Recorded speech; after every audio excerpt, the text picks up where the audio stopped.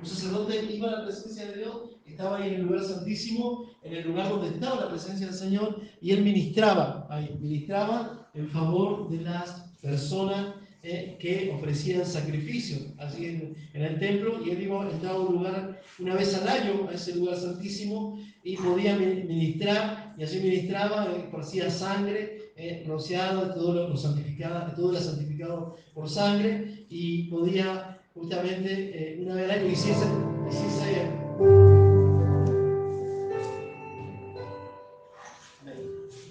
sacerdote estaba en pecado, moría. Lo que separaba al hombre era esa pared que no dejaba comunicarse con Dios, que era el pecado. El Señor Jesucristo, Él tomó el lugar nuestro en la cruz. Él tomó el lugar de nuestra alma. Él murió, su alma murió justamente por nuestros pecados, dice la palabra del Señor. Él murió en lugar nuestro, en lugar de nuestra alma, para que ahora nosotros podamos entrar libremente a la presencia del Señor. Él murió, nos sustituyó así en la cruz. A cada uno de nosotros sustituyó su alma, porque ¿se acuerdan el decreto que había, el acta de decreto que nos era contraria, que decía: el alma que pecare, esa morirá, y la paga del pecado es la muerte? Y el Señor Jesucristo, Él nos sustituyó así en la cruz. Él pagó, justamente Él murió por nuestros pecados. Él murió así en la cruz para que nosotros ahora tengamos una relación con el Padre. Y Él dice, la palabra del Señor, que nuestra alma era el lugar, justamente Él ocupó el lugar de nuestra alma, el alma del Señor Jesucristo, y Él murió. Y ahora nosotros también morimos con Él. Morimos con Él, y resucitamos juntamente con Él a una nueva vida, a una nueva criatura. Ahora ese acta de decreto quedó clavado en la cruz, quedó anulado para nosotros. Ahora por eso el Señor nos da vida eterna. Él nos sustituyó, nos suplantó así en la cruz, tomó el lugar de nuestra alma, y ese acta de decretos ahora ya para nosotros no va más. Ya lo clavó Cristo en la cruz, como dice el apóstol Pablo. Ahora nuestra alma es un alma salvada por la sangre de Cristo Jesús. Nos resucitó a una nueva vida. Ahora esa resurrección, en esa nueva criatura en la cual resucitamos en Cristo, ya no hay ninguna condenación, dice la palabra del Señor, para los que están en Cristo Jesús. Ya no hay condenación, dice la palabra del Señor. ¿Quién condenará a los hijos de Dios? Si Él ya los salvó, no hay condenación para un hijo de Dios. Por eso ahora nada nos puede separar de su amor. Nacimos, resucitamos con Cristo, dice la palabra del Señor. Y si puedes haber resucitado con Cristo, ¿qué dice la palabra de Dios? Buscad las cosas de arriba. En la nueva criatura, cuando nacemos de nuevo en una nueva criatura, nuestra mirada ahora está puesta en lo eterno, y no en las cosas pasajeras de este mundo. Nosotros tenemos que ahora enfocarnos en lo eterno. Todo lo que ahora pasemos, ese hombre resucitado, esa mujer resucitada en Cristo, ahora ese viejo hombre ya murió, todas las cosas viejas pasaron, y aquí son todas hechas nuevas. Son todas hechas nuevas, como dice en Romano, la palabra del Señor. En Romanos capítulo 8,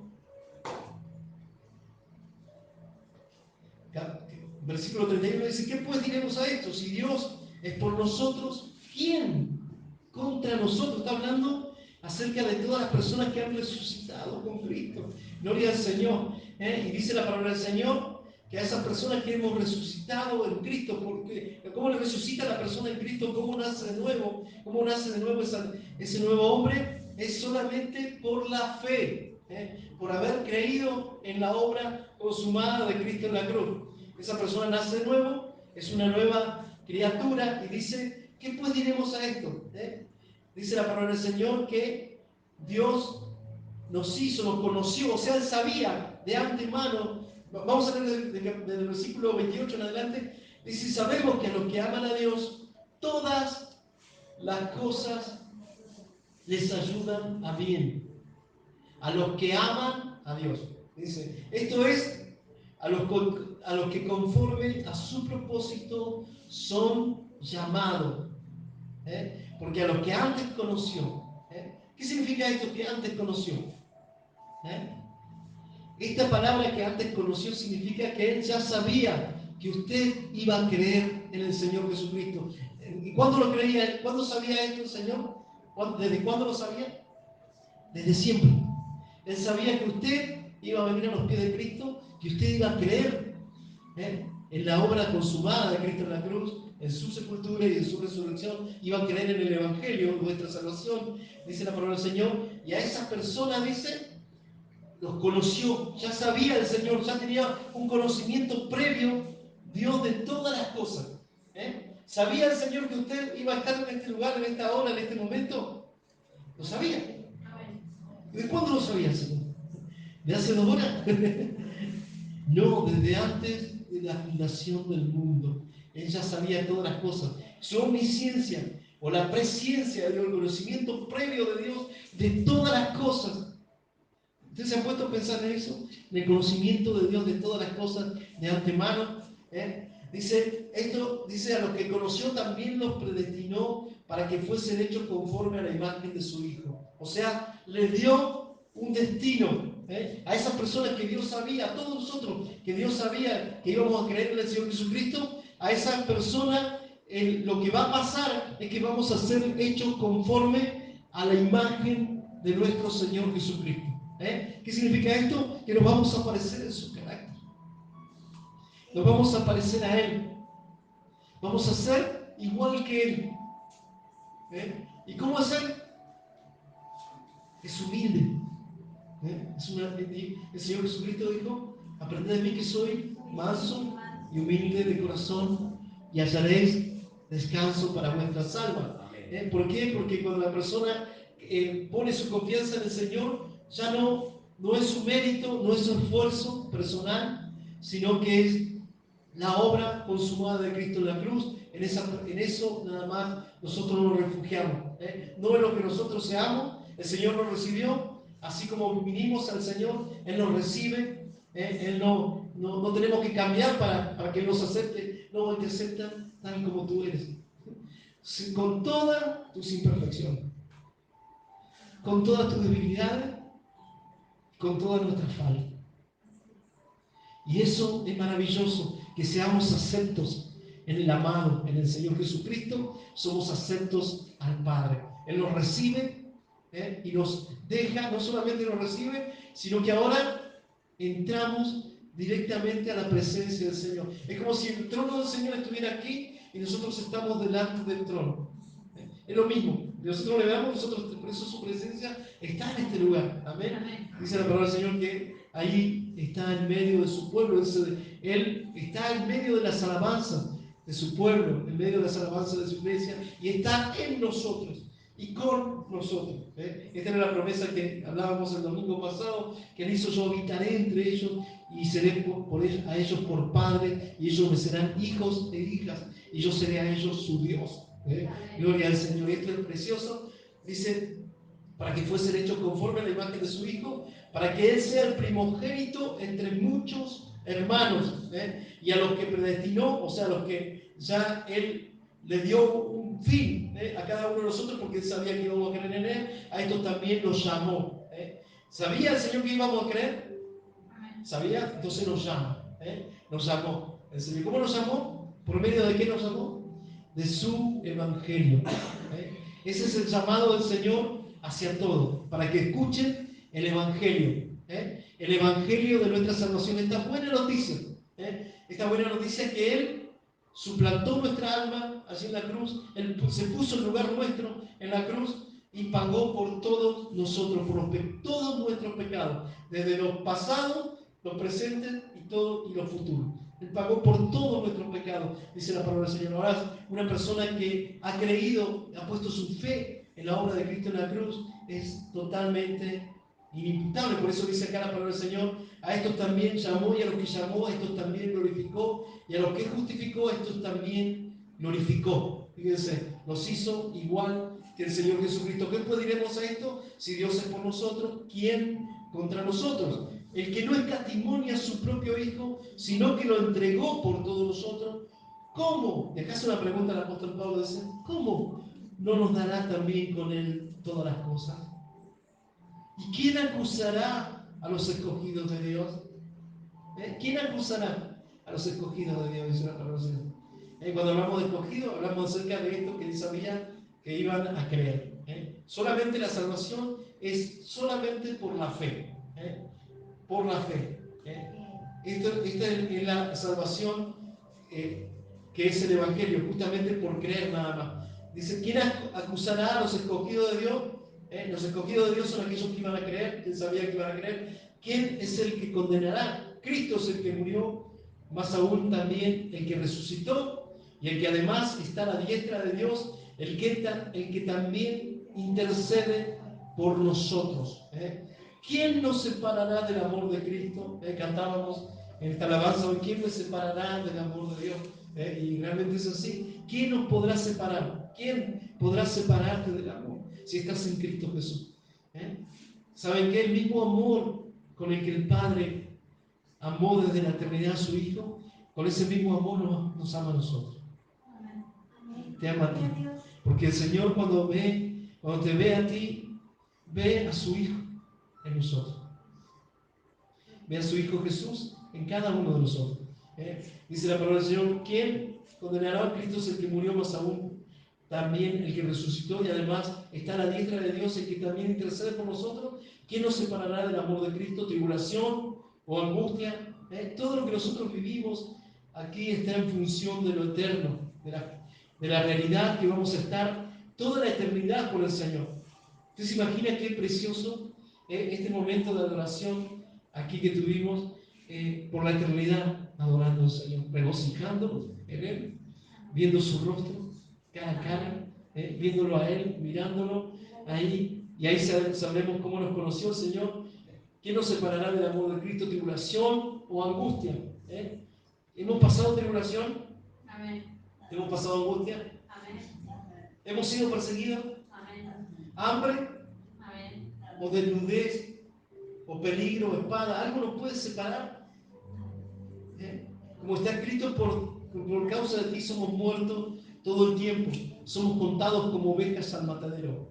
Antes, en todas estas cosas, somos más que vencedores por medio de aquel que nos amó, por lo cual estoy seguro de que ni la muerte, ni la vida, ni ángeles, ni principados, ni potestades, ni lo presente, ni lo porvenir, ni lo alto, ni lo profundo, ni ninguna otra cosa creada nos podrá separar del amor de Dios, que es en Cristo Jesús, Señor nuestro. Nada nos puede separar de su amor. Gloria, qué hermoso es meditar en esta palabra. Realmente, a veces nosotros pensamos, no, ¿qué me va a aceptar el Señor? Si me la remandé. Y realmente Dios siempre nos acepta porque no somos aceptados por nosotros mismos, sino que somos aceptados en Cristo. En Cristo somos aceptos. Somos aceptos al Padre. Quería hacer una referencia a estos versículos antes de comenzar, porque quería hoy hablar, vamos a ir a Marcos capítulo 4, de una parábola preciosa.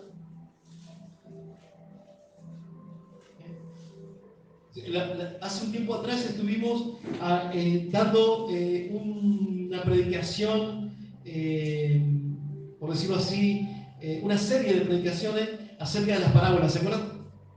¿Se acuerdan la predicación de las parábolas?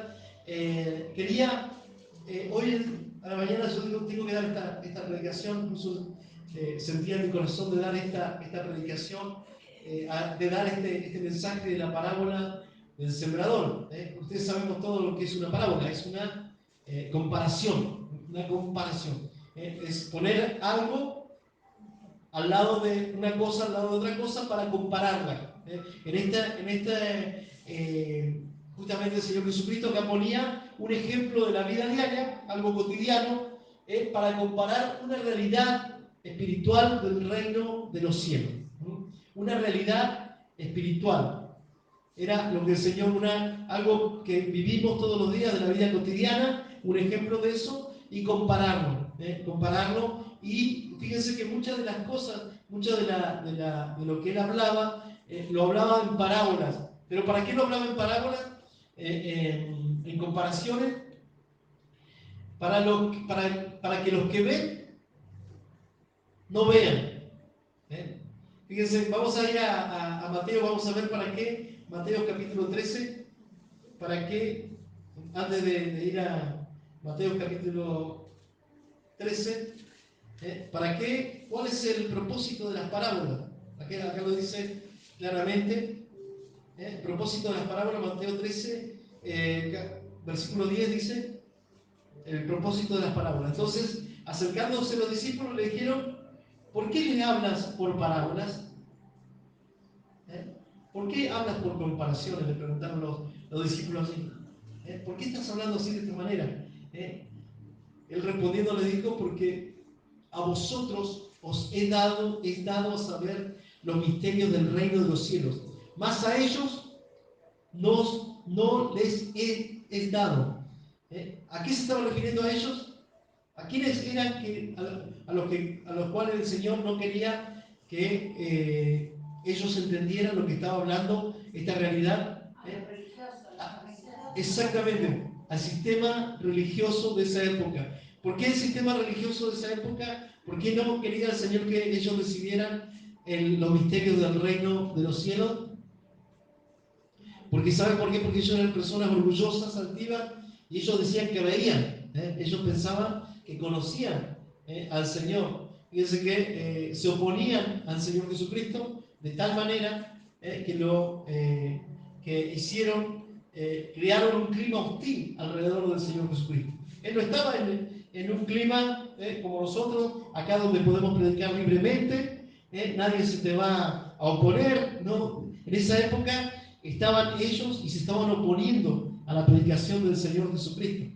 Ellos estaban en contra, era el contrario, y había dos grupos antagónicos, uno eran los saduceos y otro eran los fariseos, y los dos se unieron en contra del Señor Jesucristo. Uno creía en una cosa y otros creían una cosa diferente, todo lo contrario, pero estos grupos se unieron para ir en contra del Señor Jesucristo. Y allí estaban los escribas, los estudiosos. Ellos creían que las personas de bajos recursos, las personas pobres, no eran dignos de recibir la palabra de Dios, de recibir la ley. Por lo tanto, solamente las personas ricas, nada más en esa época, recibían la enseñanza de los fariseos. Entonces, el Señor Jesucristo era todo lo contrario, Él empezó a enseñar a los pobres. Por eso que se enojaron tanto los fariseos, esta gente, porque ellos tenían la idea de que si una persona era pobre, era una persona maldita, estaba bajo maldición, o sea, no tenía ninguna forma de acercarse a Dios. Y el Señor Jesucristo predicaba todo lo contrario a los pobres. Cuando vino Juan, le dijo, vayan y díganle a Juan que a los pobres les es anunciado el reino de los cielos, el Evangelio. Y los ciegos son sanados, los ciegos ven, los sordos oyen, los cojos caminan, vuelven a andar, los paralíticos se vuelven, vayan y avísenle a Juan esto, le dijo el Señor Jesucristo. A los pobres es anunciado el reino de los cielos, algo que los fariseos no hacían. Entonces allí había un clima hostil alrededor del Señor Jesucristo, y este clima hostil era de las personas religiosas, de las que aparentemente estudiaban la Biblia, estudiaban la Torá, ¿no? La Escritura. Ellos, para ser fariseos, tenían que estudiar la Biblia, conocer la Torá hasta los puntos y las comas. Cada frase textualmente, si no, no podía ser fariseo. La palabra fariseo significaba apartado. Fíjense qué impresionante, porque eran realmente muy estudiosos de la Biblia, día y noche estaban estudiando la Biblia. Sin embargo, cuando vino el Señor Jesucristo, no lo conocieron. No lo conocieron. Y acá le dice el propósito de las parábolas. ¿Por qué? Y los discípulos tenían este interrogante: ¿por qué no hablas por parábolas, Señor? Respondiendo le dijo: porque a vosotros, o sea, ¿a quiénes? A los sencillos, a los humildes, a las prostitutas que estaban ahí, publicaron, y eran justamente que le estaba hablando a los discípulos, le dice, porque a vosotros os he dado saber los misterios del reino de los cielos, mas a ellos no les es dado, porque a cualquiera que tiene, se le dará, y tendrá más, pero al que no tiene, aún lo que tiene le será quitado. Por eso les hablo por parábola, porque viendo no ven, y oyendo no oyen, ni entienden. Fíjense, oyendo, ¿saben qué? Cuando el Señor Jesucristo le hablaba las parábolas ya a esa persona religiosa, ¿qué pasaba? No entendían nada. ¿Qué está hablando? Fíjense que le empezaba a hablar por parábola y decían, ¿de qué está hablando este? Algo que sabe alguien a sembrar, que crece el trigo. No entendían absolutamente nada de lo que estaba diciendo. Sin embargo, el Señor estaba haciendo estas comparaciones para revelar grandes misterios del reino de los cielos. Misterios, cosas que para los hombres eran ocultas, para los humildes, para personas comunes y corrientes, como eran los apóstoles, los discípulos del Señor Jesucristo, a ellos sí. Fíjense que el Señor fue a personas comunes y corrientes siempre. No a los eruditos, no a los sabios, no a los intelectuales de este siglo. Siempre el Señor elige personas totalmente comunes y corrientes, sin ninguna, incluso más, de lo vil, de lo menospreciado del mundo, de eso elige el Señor.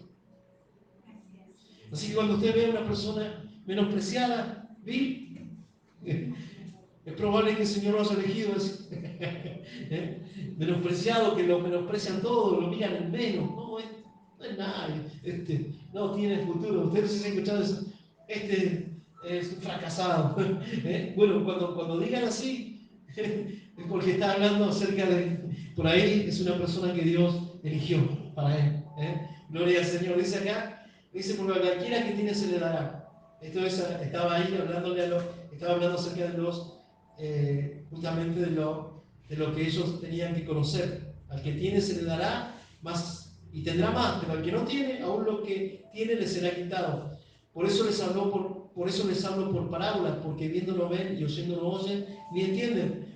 De manera que se cumple en ellos la profecía de Isaías que dijo: de oído oiréis y no entenderéis, y viendo veréis y no percibiréis. Porque el corazón de este pueblo se ha engrosado. ¿Cómo se había puesto el corazón?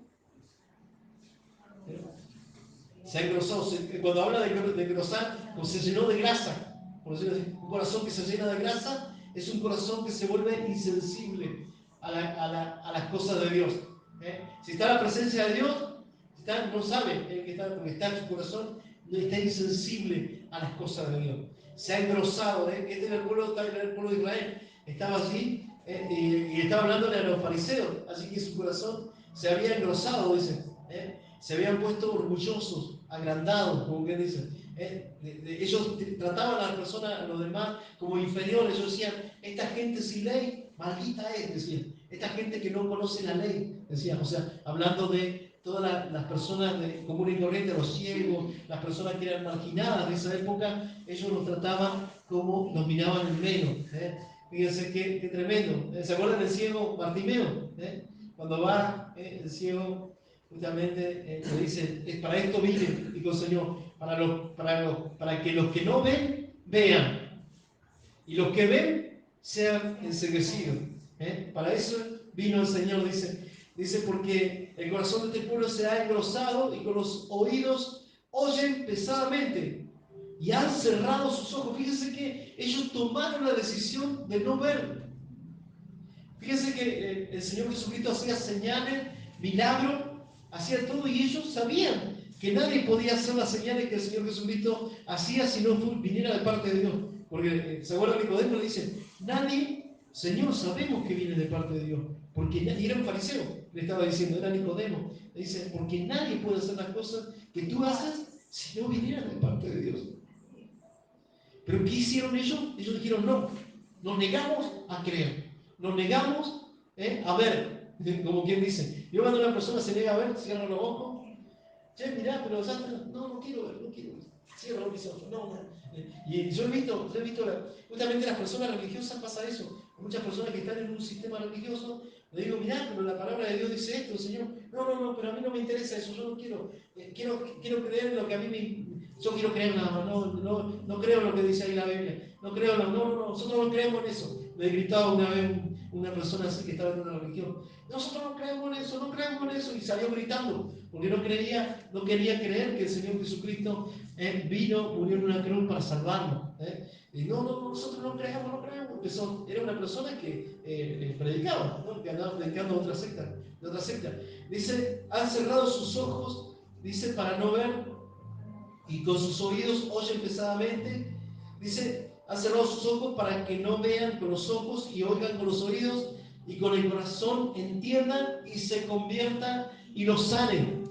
Fíjense, no había sanidad, pero bienaventurados vuestros ojos porque ven. Bienaventurados, felices ustedes. Felices porque ven, y vuestros oídos porque oyen. Gloria a Dios.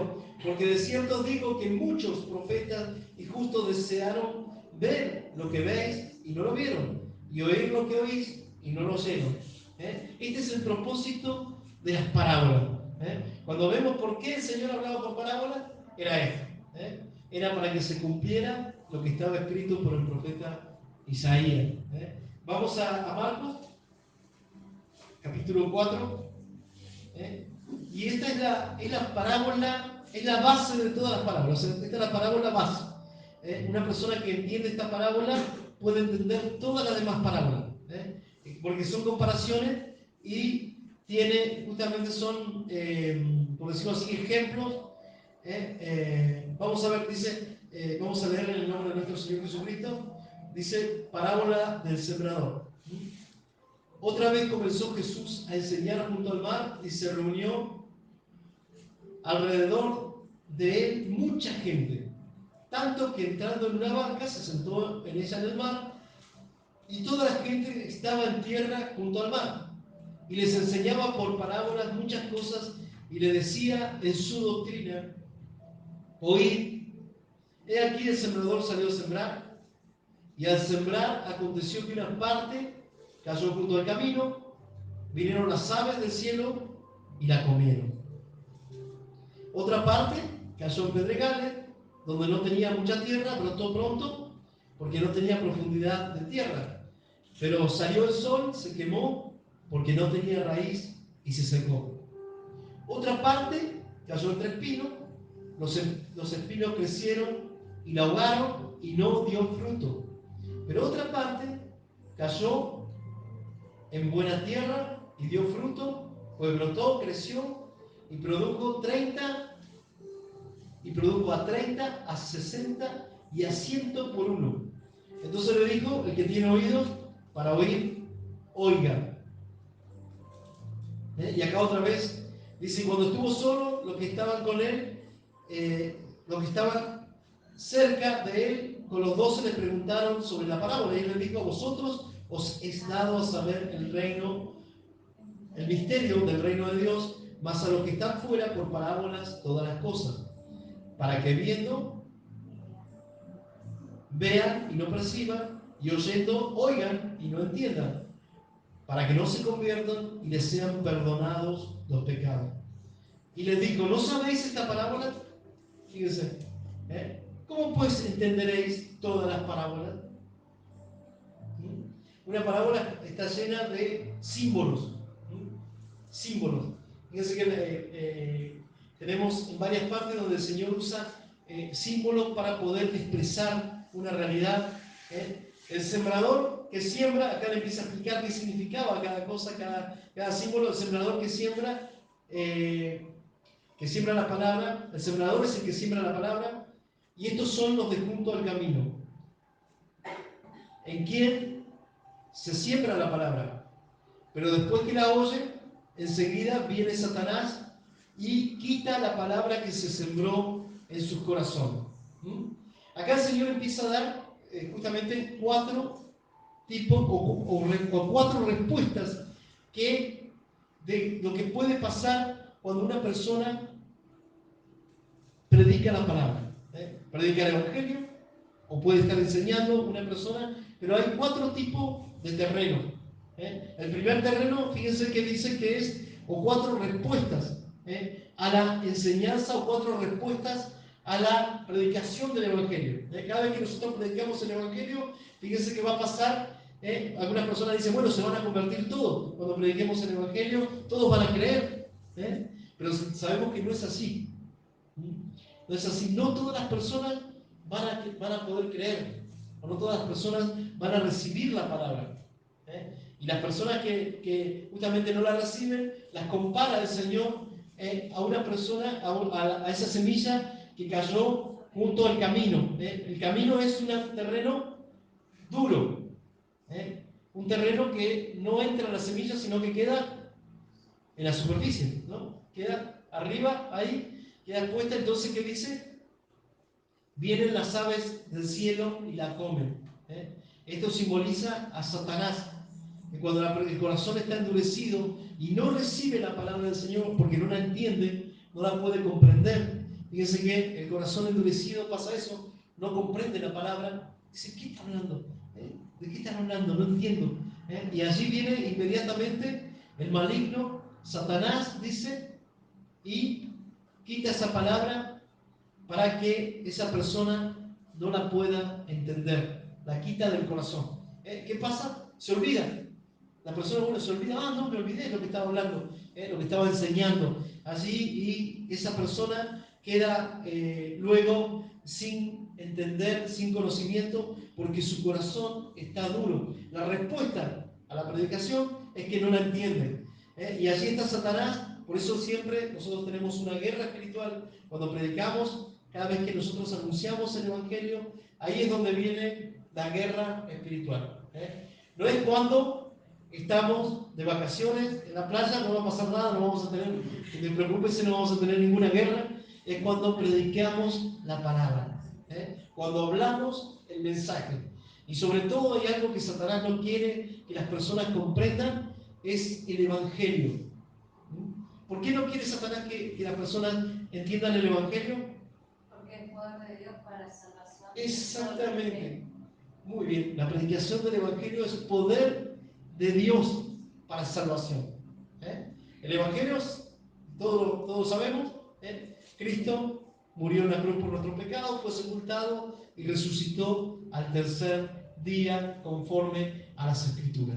Esto, yo pongo mi confianza en eso. La persona dice, la palabra de Dios, lo dice el Señor, esa persona es salva cuando cree, recibe la palabra, cree y es salva. Por eso Satanás está tan pendiente cuando se predica el Evangelio ahí de personas que tienen el corazón duro para arrebatarle la palabra. Fíjense, para sacarla de ahí, la cosa es que no pueda entender la palabra. Gloria al Señor. Y esa es una obra del maligno. Enseguida viene Satanás y quita la palabra que se sembró en sus corazones. El terreno, fíjense que simboliza el corazón de las personas. La tierra es el corazón de cada persona. Muchos pensamos, yo también pensaba, digo, no, es predicar el Evangelio, pero realmente tiene que ver también, la palabra de Dios es viva, es efectiva totalmente, la predicación del Evangelio es efectiva, pero va a suceder conforme al corazón de la persona. Si el corazón está endurecido, como esto que estaba junto al camino, la persona no va a creer, dice la palabra del Señor. Por eso es tan importante orar para que el Señor prepare los corazones. Cuando vamos a hablar la palabra del Señor, siempre es importante, Señor, que las personas que van a escuchar el mensaje, que van a escuchar la predicación, tengan su corazón dispuesto, abran su corazón para que esta semilla pueda entrar. La semilla es la palabra de Dios. La palabra de Dios es vida. Digo que una semilla es vida, es algo que está vivo. Ahí, y cae en el corazón, cae en el terreno y produce vida en la persona. Y luego pasa al segundo tipo de terreno, el segundo tipo de corazón o la segundo tipo de respuesta. Conforme al corazón va a ser también la respuesta a la predicación. Esto dice el Señor. Fíjense, estos asimismo son los que fueron sembrados en pedregales. Fíjense que cuando el agricultor salía a sembrar, esparcía muchas semillas, no era como ahora que era una máquina que alinean las semillas, las ponen en posiciones y van haciendo como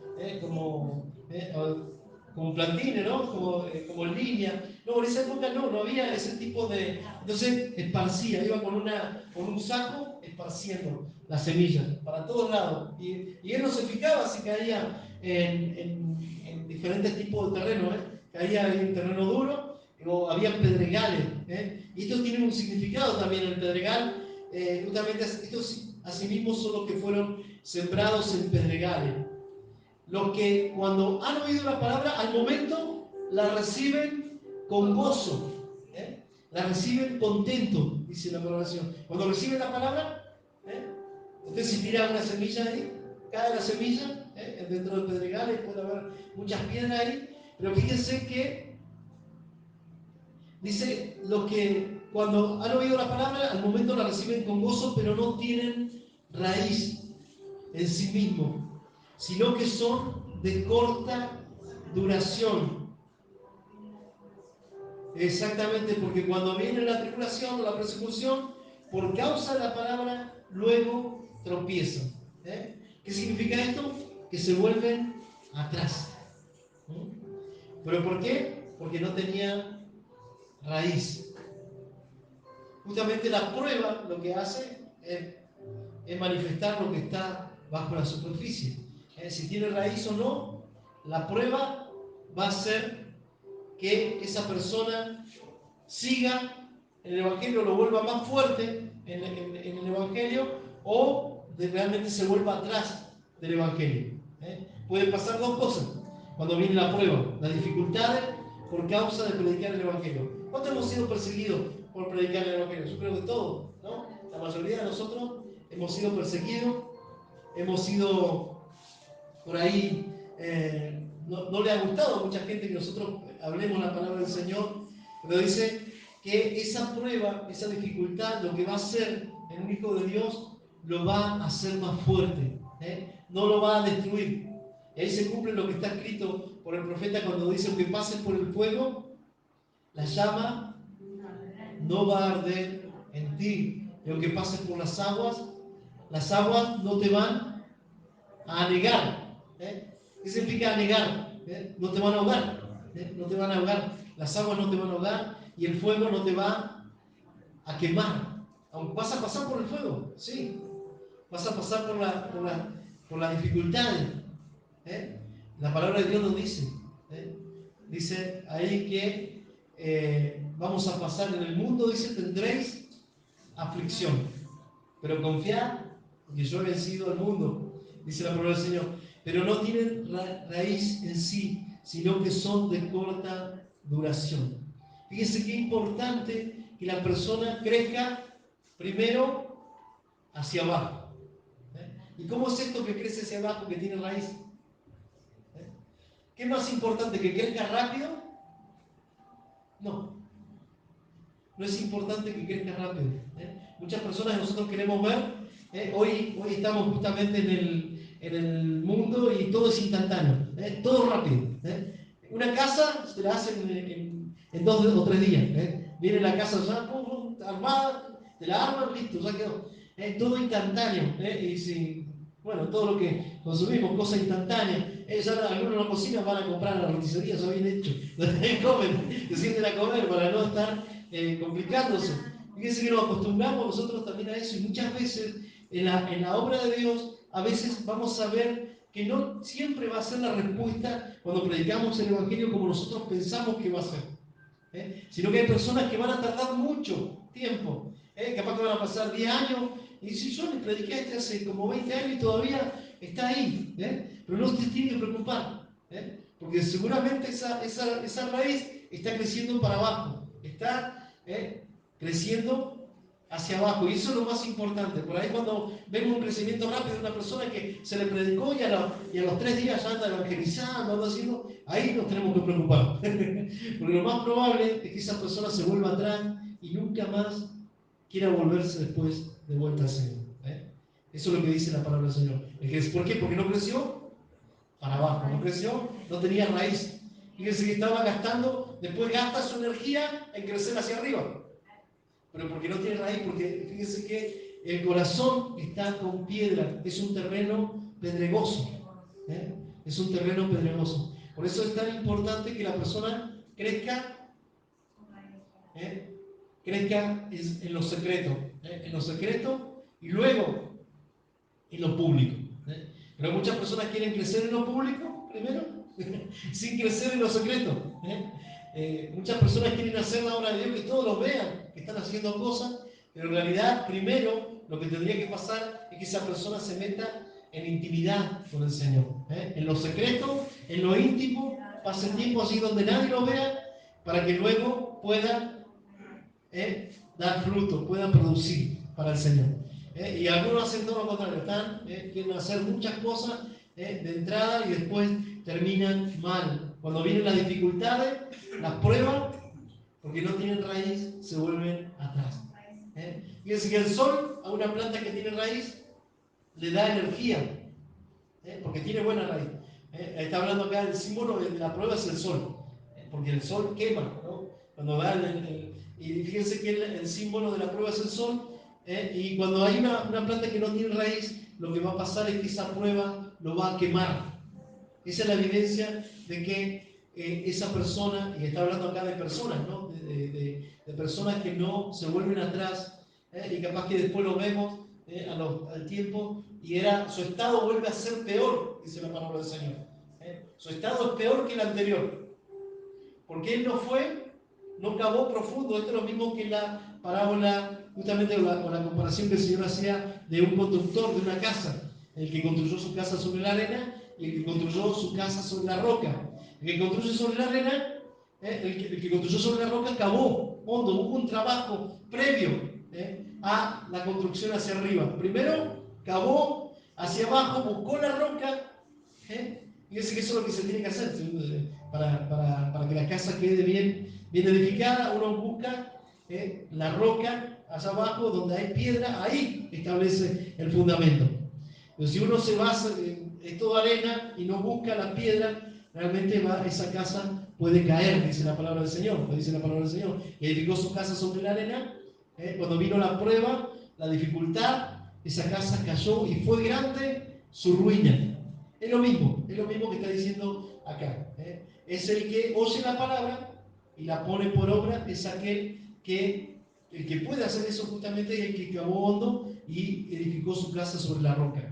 Ese, aunque venga la prueba, las dificultades, los vientos soplen con ímpetu, vengan los ríos, ese no va a caer. Esa persona no va a caer, su construcción va a permanecer estable.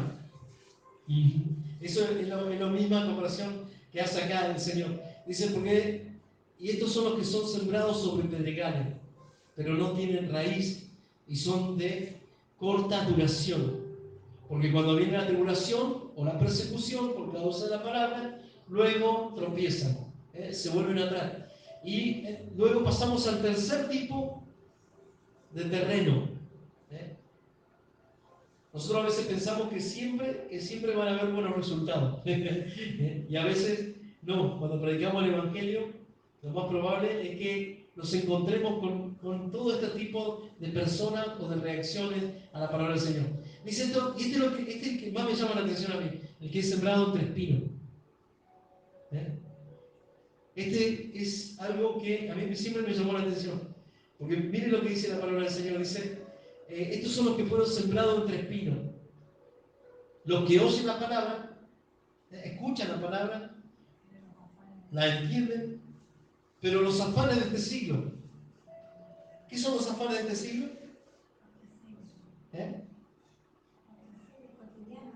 Las preocupaciones.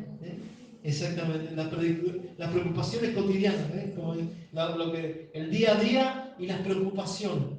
¿Saben que las preocupaciones, saben lo que son para un cristiano? Es veneno para un cristiano. Las preocupaciones. ¿Ha estado usted preocupado? Mire lo que dice la palabra del Señor en Mateo capítulo 6. Fíjense por qué no tenemos que estar preocupados. Y a veces, a mí me ha pasado. Yo digo, Señor, ¿pero quién está preocupado? Si usted tiene el control de todo. Usted sabe cómo hace las cosas. Y todo lo que nosotros pasamos, habíamos leído anteriormente, que a los que aman a Dios, todas las cosas les ayudan a bien. Todas. Todas las cosas les ayudan a bien. Porque con todas las cosas que el Señor permite que pasemos, se va formando en nosotros el carácter de Cristo. Por eso es que es tan importante que lo que pasemos, entendamos que lo que estamos pasando es porque el Señor permitió que pasemos eso para hacernos más conforme a la imagen de su Hijo Jesús. ¿Se han preguntado por qué estoy pasando esto? En el momento de la prueba, la dificultad, Señor, ¿por qué me pasa esto? ¿Por qué no metiste aquí? ¿Se acuerdan del pueblo de Israel cuando estaba en el desierto? Señor, ¿para qué nos trajiste acá al desierto? Le decían a Moisés, ¿qué no había tumbas en Egipto para que muramos allá? ¿Que nos traía a morir acá en el desierto? Decían ellos. Fíjense, qué terrible, ¿no? Ellos estaban enojados contra el Señor. Y muchos cristianos por ahí dicen, Señor, ¿qué me está pasando? No era que todos mis problemas se iban a solucionar. ¿De verdad? No, nadie dijo que tus problemas se iban a solucionar. Lo que el Señor te ofrece es vida eterna. El Señor lo que te ofrece es vida eterna y eso es maravilloso. A Pablo, ¿qué le dijo el Señor? Bástate mi gracia. Aleluya. O sea, no es que le estaba diciendo conformate con que yo estoy. No. O sea, ya me tenés a mí, tenés todo. Que no te importe nada más. Eso es lo que le estaba diciendo el Señor. Me tenés a mí. Yo estoy con vos. Esa es la gracia del Señor con nosotros. Como un regalo. Me tenés a mí, tenés todo. Que no te importe nada más. ¿Estás pasando aflicciones? ¿Qué importa si estás conmigo? ¿Estás pasando debilidad? ¿Qué importa si estás conmigo? Aleluya. ¿Estás pasando necesidad? ¿Qué importa si estás conmigo? Todo lo puedo en Cristo que me fortalece, decía. Sé pasar necesidad, escasez y tener abundancia. Todo lo puedo en Cristo que me fortalece. Decía, todo lo podemos tener. Si estamos con Él, tenemos todo. Y eso es lo que a veces el Señor quiere que nosotros entendamos. Lo que el Señor quería cuando les hacía pasar la prueba, las tribulaciones del desierto era eso. ¿Y qué importa si no tienen para comer, si no tienen para beber? Si están conmigo. Si están con el Dios Todopoderoso que creó todo. Me tienen a mí, dice el Señor. No necesitan nada más. Pero a veces somos duros. Eran duros de servir, dice la palabra del Señor, el pueblo de Israel. Pasaban allí en el desierto y se enojaban contra Dios. Pero todo lo que pasamos tiene algo. El Señor le dijo, yo los metí en un desierto grande y terrible. Terrible, espantoso el desierto, decía. Lleno de escorpiones y de serpientes. Y les hice pasar hambre, para que entendieran que no solamente del pan vive el hombre, sino de toda palabra que sale de la boca de Dios. Es que toda la que pasamos es una enseñanza de parte de Dios. O sea, tenemos que tener sabiduría para entender que lo que pasamos es por algo, no es casualidad. Dios quiere formar algo, quiere sacar algo de nuestro corazón que a Él no le agrada. Y allí en el desierto para probarlo, dijo el Señor, para ver qué había en su corazón, si me iban a servir cuando entraran en la tierra prometida. ¿Sabe qué significa la tierra prometida? Ahora, en nosotros, es el alma transformada, es el corazón, es nuestra alma como la de Cristo. Aleluya. Llena de gozo, de amor, de paz. Esa es la vida en abundancia que el Señor nos promete. Yo les doy vida y les doy vida en abundancia, dice el Señor. Una vida llena de gozo, de paz. Aunque esté a todo a tu alrededor turbulento, tu corazón una paz sublime. Y el otro va a decir, este está loco, mirá. Se le está derrumbando todo y él está con una paz, tranquilo. ¿Qué le pasa? La gente del mundo no puede entender eso. ¿Qué le pasa? Es como que está en otro planeta. Es que estamos en Cristo. Gloria al Señor. Aleluya. Dice en el 6, dice, por tanto os digo, en el 6:25 de Mateo, dice, por tanto os digo, no os afanéis, no se preocupen por vuestra vida, que habéis de comer, o que habéis de beber, o en vuestro cuerpo que habéis de vestir. ¿No es la vida más que el alimento y el cuerpo más que el vestido? Mirad las aves del cielo, que no siembran, ni ciegan, ni recogen en graneros, y vuestro Padre Celestial las alimenta. ¿No valéis vosotros mucho más que ellas? ¿Y quién de vosotros podrá, por mucho que se preocupe, añadir a su estatura un codo? O sea, ¿qué es lo que está diciendo el Señor? De nada te sirve preocuparte. Vos no vas a poder resolver todas las cosas. Y muchas veces el Señor quiere que nosotros perdamos esa autosuficiencia y podamos entender que nosotros no podemos resolver las cosas por nuestras propias fuerzas. A veces nos pone en situaciones donde decimos, ¿y ahora qué hago? No puedo hacer nada. Señor, lo dejo en tus manos. Y ahí es donde dice ahí se cumple la palabra del Señor, donde dice, estad quietos y sepan que soy Dios. Seré exaltado en las naciones. Estén quietos. A veces es un tiempo de esperar, a veces es tiempo de actuar, pero cuando hay que esperar es para confiar en el Señor, poner nuestra confianza en el Señor. ¿Y quién de vosotros podrá, por mucho que se afane, añadir a su estatura un codo o por el vestido? ¿Por qué os afanáis? Considerad al niño del campo, cómo crece, no trabaja ni hila, pero digo que ni aun Salomón, con toda su gloria, se vistió como uno de ellos. Y si la hierba del campo que hoy es y mañana se echa en el horno, Dios las viste, así ¿no hará mucho más a vosotros, hombres de poca fe? No os afanéis, pues diciendo, ¿qué comeremos o qué beberemos o qué vestiremos?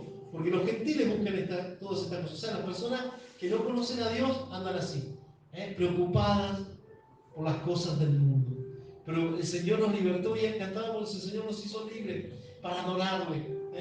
Ahora, para que nosotros tengamos una nueva vida libre de tantas preocupaciones, porque el mundo vive así, preocupado, preocupado el gobierno, que no me va a alcanzar, que no me voy a poder. Pero nosotros, el Señor dice, que pongamos nuestra confianza en Él. Y si estamos confiando en Él, por nada podemos estar preocupados o afanados, como dice la palabra del Señor.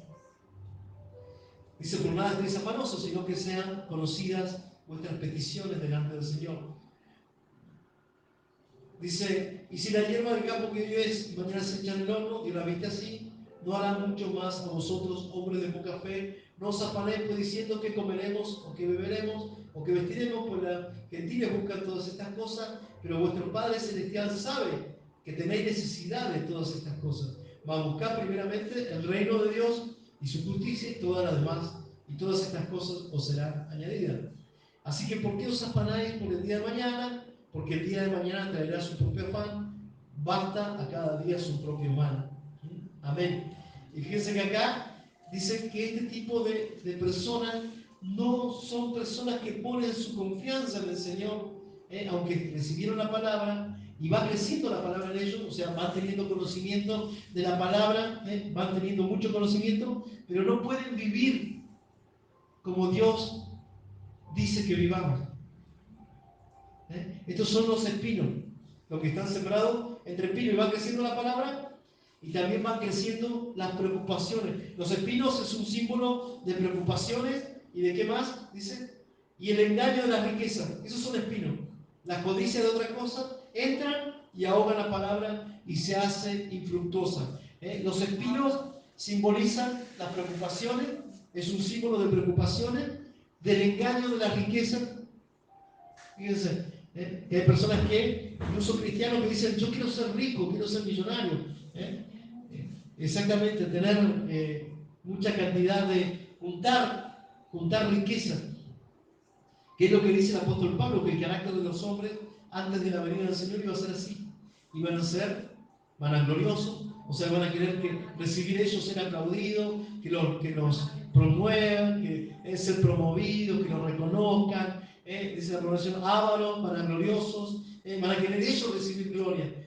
No, miren lo que yo hago, miren todo lo que hago, miren todo lo que estoy haciendo. Y como que se muestran en las redes sociales para que los vean, que hacen ellos. Eso es porque ellos quieren gloria, no es porque eso. Dice la palabra del Señor, ávaros, vanagloriosos, sin afecto natural, implacables. Y ahí la avaricia justamente es querer juntar, ser cada vez más rico, codiciar la riqueza, y querer tener y querer llenar su casa de riqueza. Dice la palabra del Señor que el carácter antes de la venida del Señor iban a ser esta, y que iban a tener apariencia de piedad. O sea, las personas iban a pensar que esa persona realmente era una persona piadosa, que amaba a Dios, iba a parecer, o ellos iban a decir que amaban a Dios, que respetaban a Dios, pero con sus hechos lo iban a negar. Esto es lo que dice la palabra de Dios. Antes de su venida, el carácter de los hombres va a ser así, dijo el Señor. La víspera de su venida, ya estamos en ese tiempo. Que este tiempo iba a ser muy peligroso, dice la Escritura. Muy peligroso. Y ya estamos en vísperas de la venida del Señor. En cualquier momento, el Señor levanta a su iglesia. En cualquier momento, podemos estar hoy, mañana no lo sabemos, el Señor lo sabe, eso lo sabe Él. Nada más, cuando el Señor levanta a su iglesia. Gloria al Señor. Y si estamos preocupados, ¿qué va a pasar? Seremos semejantes a este corazón que fue sembrado entre espinos. Los espinos simbolizan todo eso. Simbolizan todo eso. Por eso, ese es lo peor que puede pasar. Quiere decir que no puede dar fruto. Va creciendo la palabra, o sea, va teniendo conocimiento de la palabra, pero también en su corazón van creciendo las preocupaciones. Las dos cosas van creciendo juntas. Al final, ¿qué hacen las preocupaciones? El engaño de la riqueza y el anhelo lo ahogan la palabra. Ahogan esa plantita. ¿Usted ha visto crecer plantitas de durazno? Una plantita chiquitita de durazno y que crece entre espinos. Veo que al final se termina muriendo la plantita de durazno. Se la comen. Lo mismo sucede con estos cristianos, con los cristianos justamente. Por eso es que las preocupaciones son un veneno para los cristianos. O sea, es probable que terminen con ese cristiano. Por eso es que el enemigo está tan ocupado también en ponerle preocupación. Y si usted se descuida en la oración, se descuida en la oración, lo más probable es que empiece a sentir ansiedad. ¿Qué trae la preocupación? Ansiedad. Y cuando la ansiedad ya es acumulada, produce estrés. Y cuando ya el estrés, el siguiente nivel del estrés, ¿cuál es? Ataques de pánico. Ataques de pánico. Fíjense, ¿por qué hay personas? Yo la otra vez me preguntaba, había cristianos que decían, yo estoy sufriendo un ataque de pánico. Un ataque de pánico, un cristiano dice eso. ¡Wow!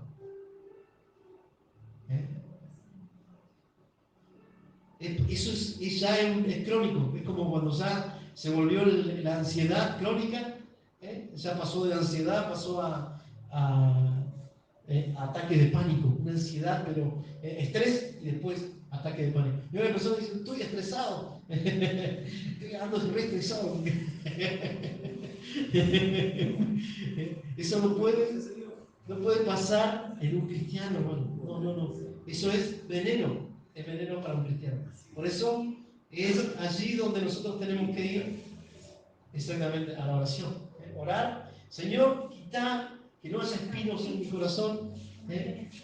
No, los espinos son muy perjudiciales porque terminan ahogando la palabra y de tal manera que no puede dar fruto. Es decir, una persona que está estresada, que está preocupada, ¿puede tener paz en su corazón? ¿Qué pasa cuando viene otro y justo está re estresado, así viene alguien y lo insulta? Salta como leche hervida. ¿Por qué? Porque está se inflama. Pero es porque ya hay algo previo. Ya hay algo ahí, ha pasado estrés, ansiedad. Y ya cuando alguien lo mira mal nada más, se enoja. Te lo voy a boxear porque no sabe con quién se metió. O como dijo un pastor, miren que antes de ser pastor era boxeador. Había un hijo que lo estaba así, que lo estaba criticando, ¿no? Le dijo, cuidado hermano, dice que antes de ser pastor yo era boxeador. Para que tuviera miedo. O cinturón negro de karate. Fíjense qué tremendo, ¿no? Pero por eso es que no puede dar fruto. Porque justamente el fruto es para los que hacen la paz, dice la palabra del Señor. El fruto de paz es para los que están en paz. Ahora yo voy a reaccionar cuando mi corazón está lleno de amor, aleluya, lleno de paz, de gozo. ¿Cómo voy a reaccionar cuando alguien me insulta? Te bendigo, hermano. Te amo. Y no te dice, ¿qué le pasa a este? Este está loco. Lo primero que piensa, si uno bendice, y ahí se cumple donde dice la palabra del Señor, bendice a los que te maldicen. Si yo no puedo bendecir a una persona que me maldice, es porque realmente no está bien mi corazón. Puede que esté con ese terreno de espino. Y ahí yo iría a la oración del Señor, arranca esos espinos, no quiero mi corazón limpio, para que pueda, aleluya, llevar fruto. El fruto es justamente eso. ¿Cómo reacciono ante lo adverso? Por su fruto se conoce el árbol, dice la palabra del Señor. Entonces, ¿cómo reacciono cuando algo no sucede como yo quiero? ¿Cómo reacciono cuando vienen las dificultades, las pruebas? Cuando algo no sale como a mí me parecía,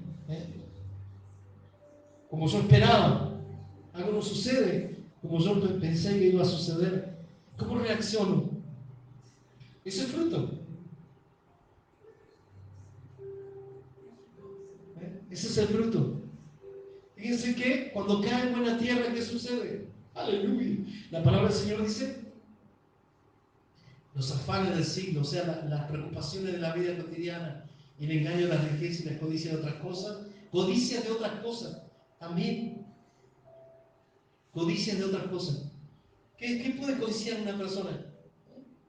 La codicia, dice la palabra del Señor, el apóstol Pablo decía, yo no sabría que la codicia es pecado si la ley no dijera, no codiciarás.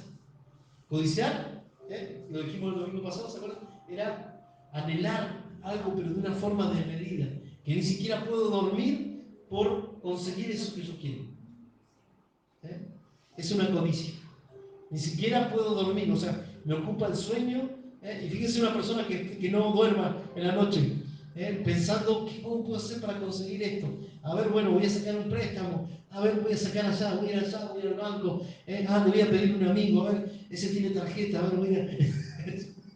Empieza ahí a planear, ¿no? Y dice, a ver, ¿cómo puedo hacer? Y después que sacó, después dice, ¿ahora cómo hago para pagar? A ver, y ahí ya no puede dormir porque fíjese cómo va a reaccionar al otro día una persona que no duerme, que no está tranquila.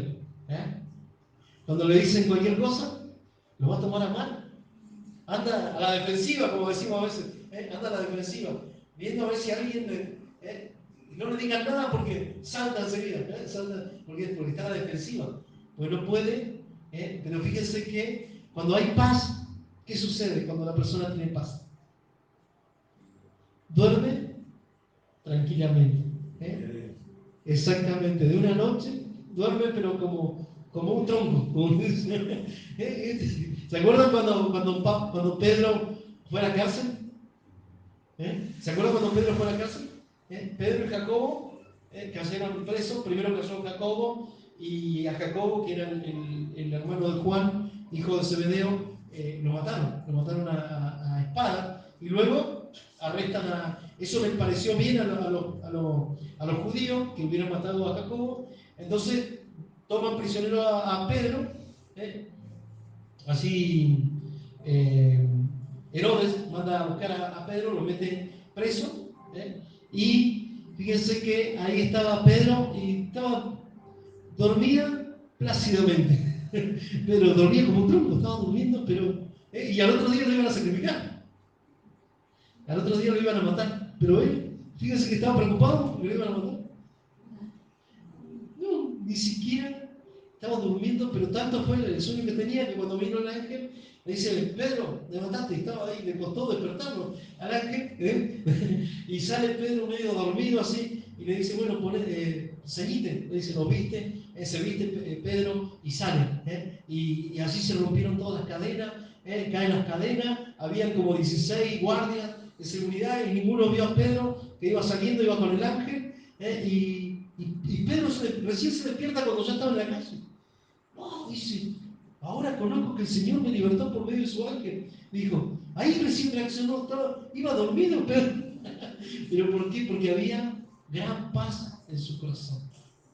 Estaba realmente en una relación total con el Señor. Justamente viene la paz, viene de tener una relación de amor con el Señor, de una relación con el Señor. Y ese es fruto. Fíjense que cómo reacciona la persona depende cómo esté su corazón. Mi mami siempre, mi abuelita, ella siempre cantaba una alabanza: cuando el alma está llena de amor, decía, es muy fácil orar durante el día y cantar. Cuando el alma está llena de amor. Pero cuando el alma está triste y vacía, es muy difícil orar durante el día y cantar. O sea, cuando el alma está llena de amor, voy a adorar al Señor, voy a alabar, tranquilo, no importa la dificultad a mi alrededor. Pero cuando estoy triste, cuando el alma está triste y vacía, allí es muy difícil. Es malo, pero lo más probable es que termine mal con las personas, ¿no? Eso es algo real, ¿no? Dice, pero aquí está el cuarto tipo de corazón. Fíjense qué impresionante, ¿no? Los afanes, lo que pueden hacer, las preocupaciones. Así que, si estamos preocupados, dice la palabra del Señor, dice, depositen vuestra ansiedad sobre el Señor.